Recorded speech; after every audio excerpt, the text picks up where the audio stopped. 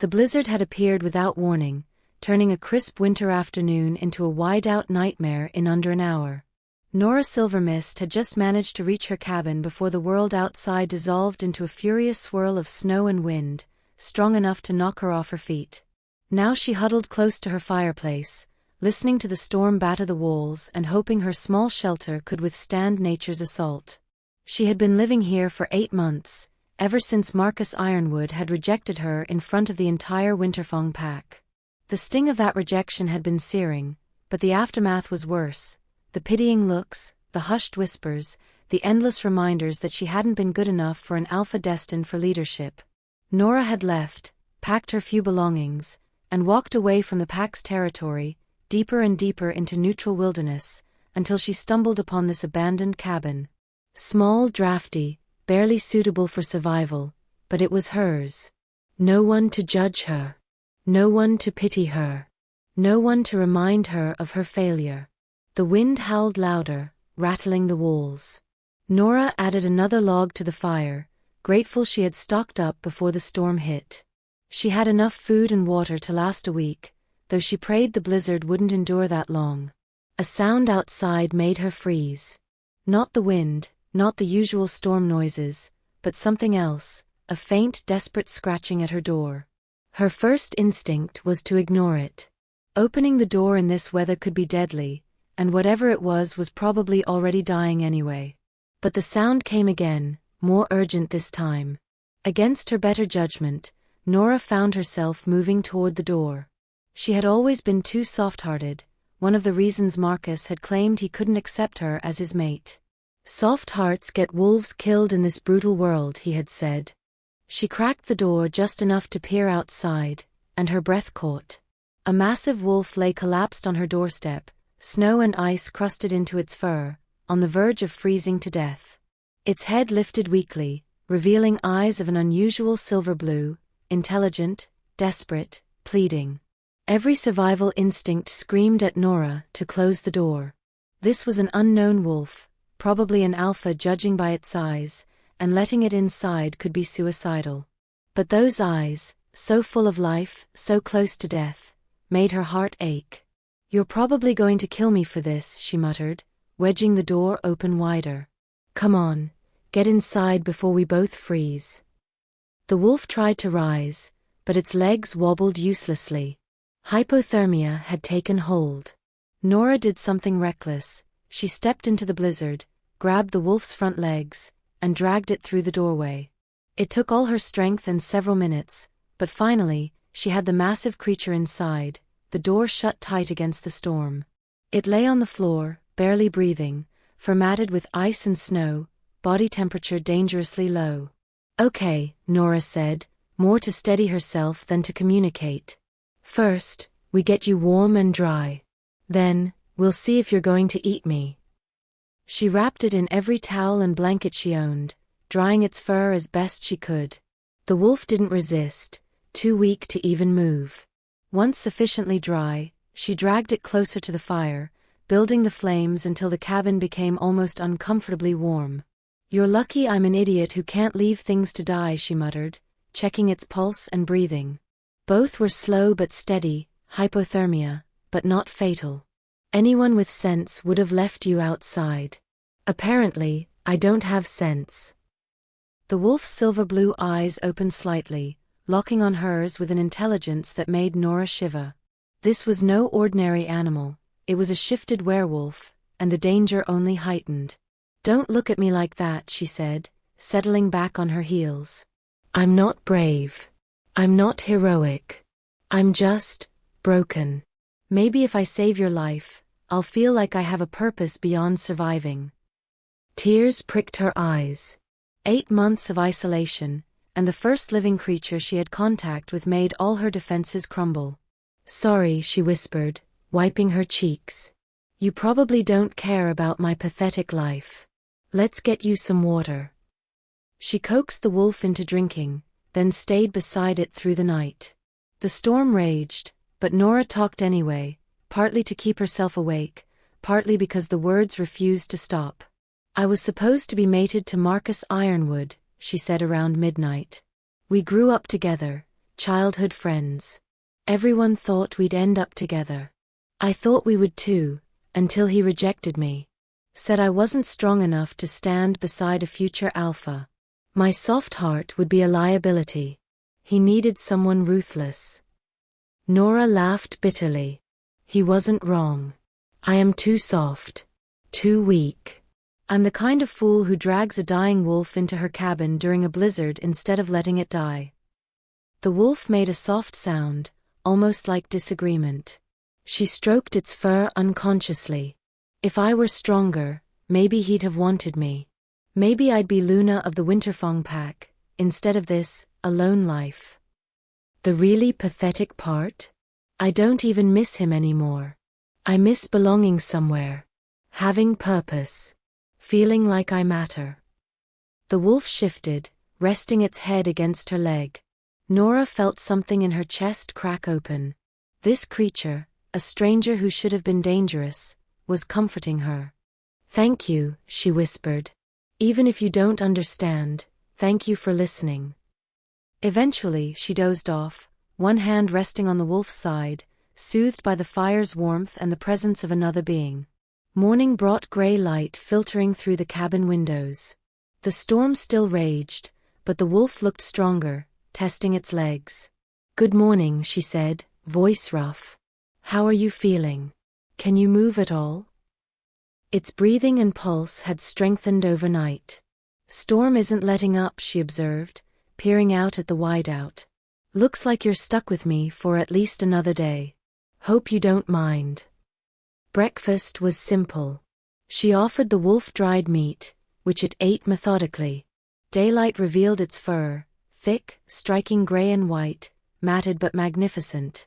Its build was massive, undeniably alpha, and its silver-blue eyes followed her every movement with unnerving awareness. "You know," she said by the fire, "I've been alone for 8 months, barely speaking a word to anyone. But give me a wolf who can't talk back, and suddenly I can't stop babbling. My grandmother would have said, starved for connection, even if one-sided." The wolf tilted its head, almost encouraging her. "My grandmother raised me after my parents died. She was the omega of our pack, but the wisest wolf I ever knew. She taught me that softness wasn't weakness, it was a strength. To remain kind in a cruel world, to help even when it hurts, to love even when it breaks your heart. She died when I was 15, right before I would start learning what it meant to be omega. Maybe that's why I've always felt lost. And now, alone, I don't know if I've honored her lessons." The day passed slowly. Norah shared thoughts, fears, stories with the wolf, her words unjudged, uninterrupted, freeing. "Can I tell you something pathetic?" she asked midday. "Sometimes I'm glad Marcus rejected me. Not for the pain, but because it gave me an excuse to leave. I never fit in with the Winterfong Pack. Too gentle, too emotional, too focused on helping. If he'd accepted me, I'd have spent my life pretending to be someone I'm not. At least now I can be myself, even if it's alone." The wolf responded with a sound that seemed like agreement. Norah laughed. "You're a good listener, better than most wolves I've met." Night came again. She curled against the wolf's warm body, reckless, but safer than freezing. "Thank you," she whispered into the darkness. "For not hurting me, for keeping me warm, for letting me just be." The storm ended during the night, leaving a bright, clear morning. The wolf, now fully recovered, moved toward the door. "The storm's over," she said. "Go home, back to your pack." It paused, then looked back, a trace of regret in its silver-blue gaze. Norah opened the door, heart aching.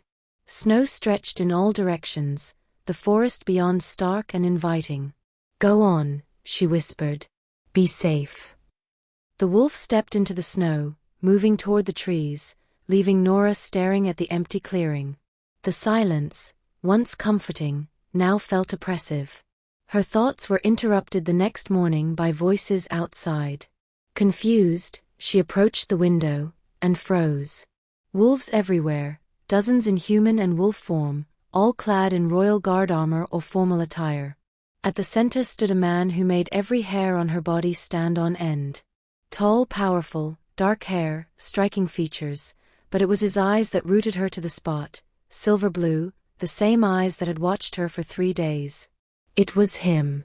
The wolf she had saved, in human form. Her hands shook as she opened the cabin door.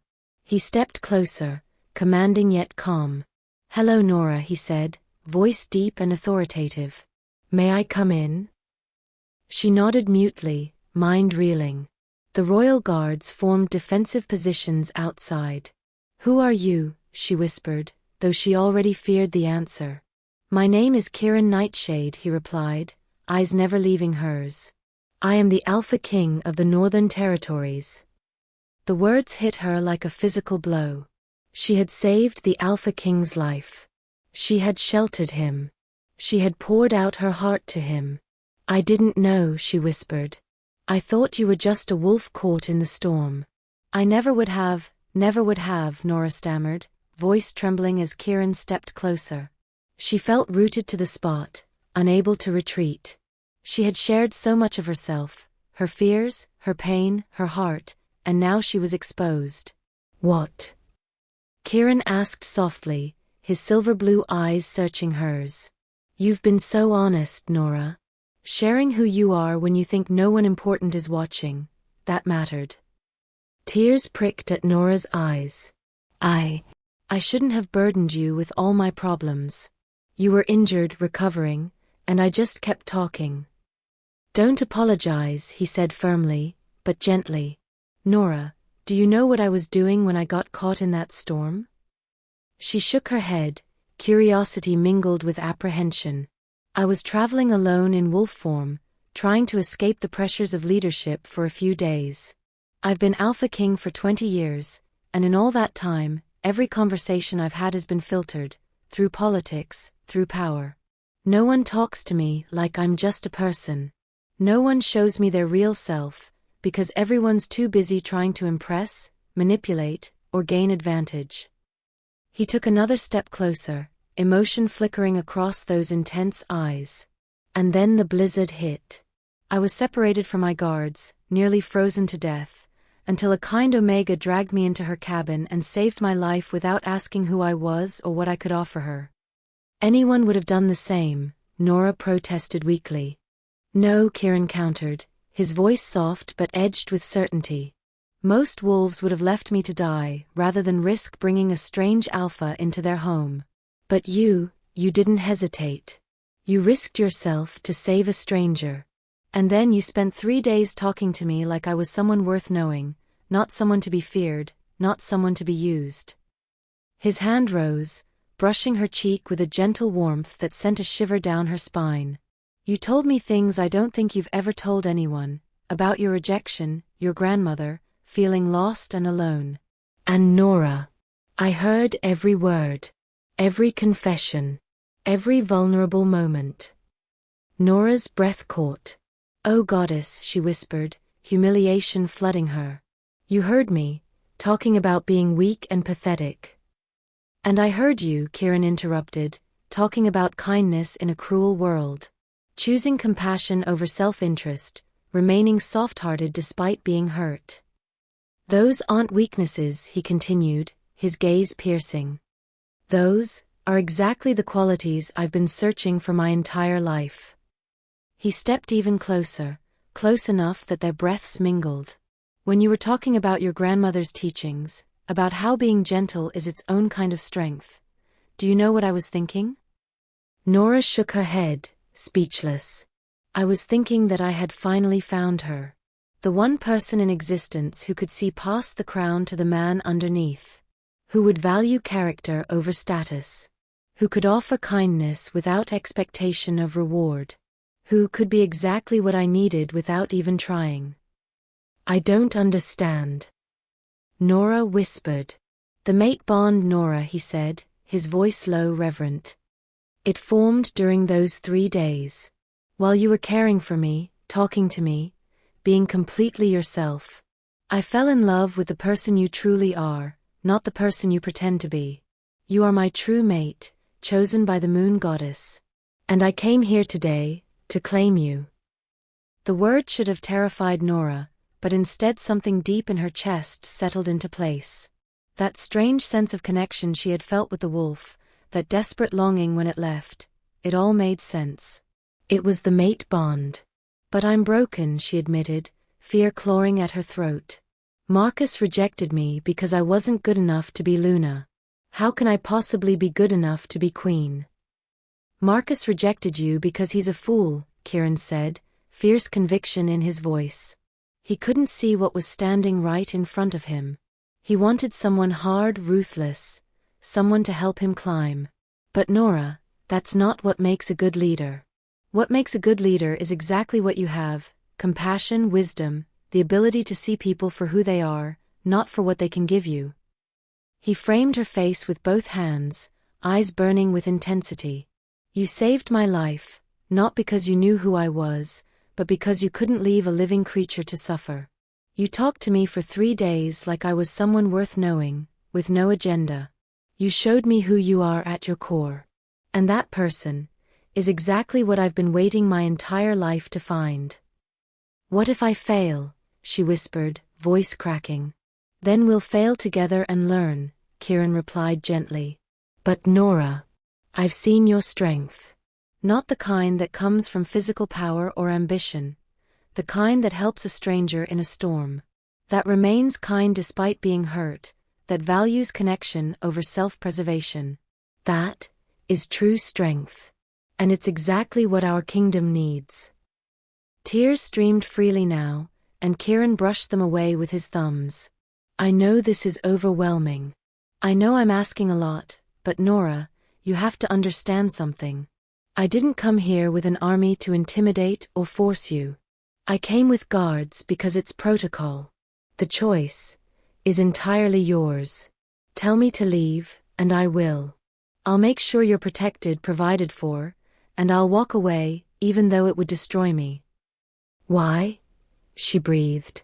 Because you spent 3 days showing me who you are, he said, voice soft, full of emotion. Someone who values genuine connection over obligation. Who needs to make her own choices.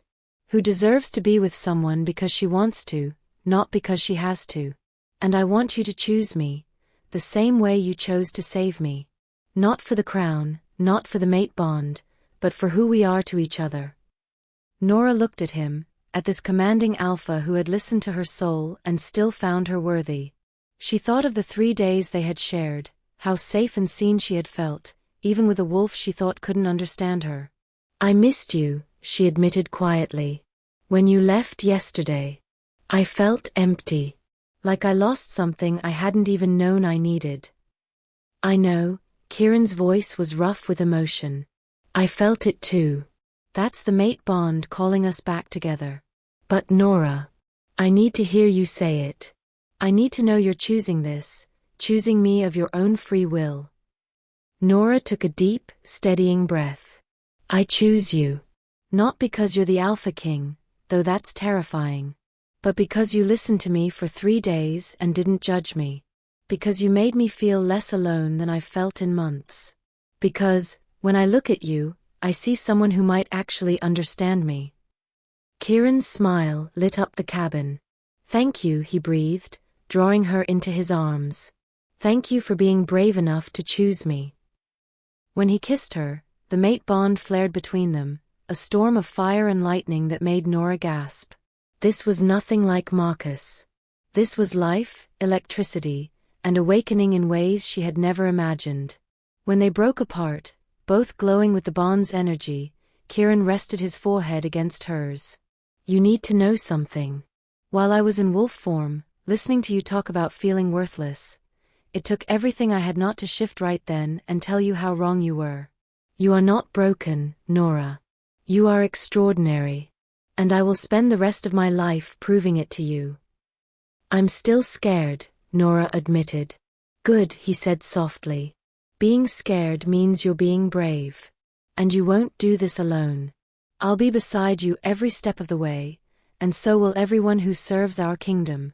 You're not an outsider anymore, Norah. You're home. The words sank deep. 8 months she had told herself her cabin was home, that solitude was freedom. But now with Kieran, home was a person. A connection. A place where she belonged. "What happens now?" she asked. "Now," he said, smiling, "I introduce you to my guards and we begin the journey to the royal territory. About a week's travel. Time for you to adjust, to ask questions, and I finally get to hear more of your stories. Everything about you, not just what you confessed to a wolf you thought couldn't understand. Never going to let me forget that, are you?" she asked, cheeks warm. "Never," Kieran said with a grin. "But only because every word you said showed me exactly why you're perfect. Your vulnerability, honesty, your beautiful heart, that's what made me fall in love." As they stepped outside, hand in hand, facing the assembled guards, Norah felt something she hadn't in 8 months: hope.